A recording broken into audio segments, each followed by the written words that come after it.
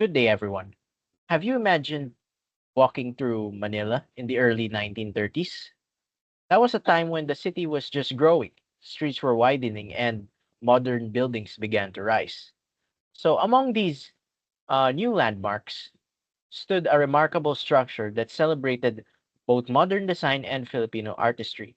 That's called the Manila Metropolitan Theater, or we can call it the Met.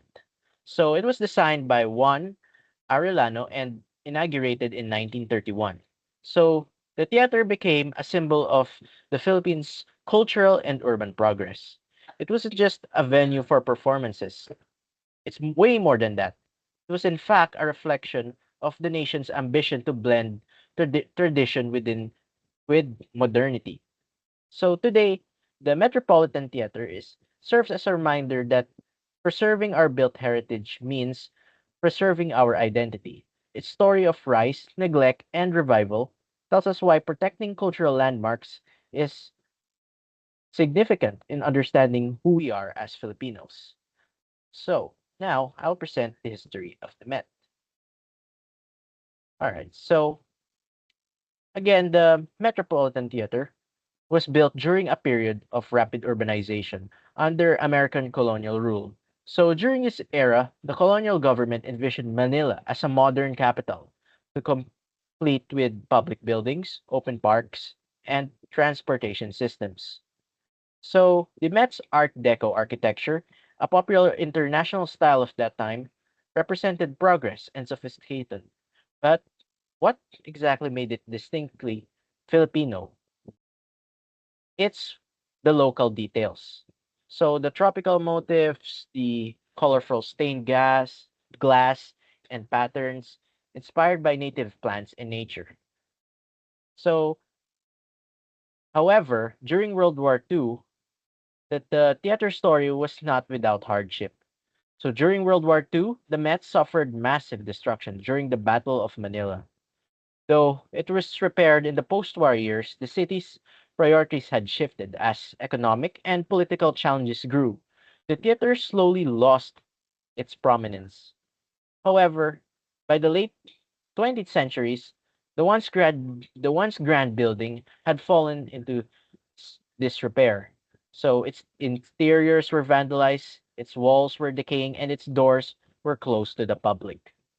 So it became a silent witness to our country's changing times and a symbol of how cultural neglect can erase collective memory.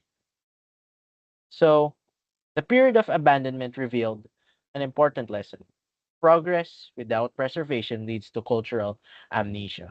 So without active protection of our historical landmarks and the stories they carry, those stories can just fade away. So in the good side, decades later, the call to restore Met it finally gained strength. So the National Historical Commission of the Philippines, or NHCP, and the National Commission of Culture and Arts, NCCA, began a major restoration project. So architects and historians, they all worked very hard using the original blueprints and archival records to ensure accuracy. After years of effort, the Met officially reopened in 2021, once again serving as a space for plays, concert, and, well, cultural gatherings. So we can see that its revival is more than architectural. So it was actually a symbolic return of national pride. The restoration showed that heritage conservation is not only possible, but also essential for cultural and economic development. So here's what I want to say. The story of Met is more than a story about architecture.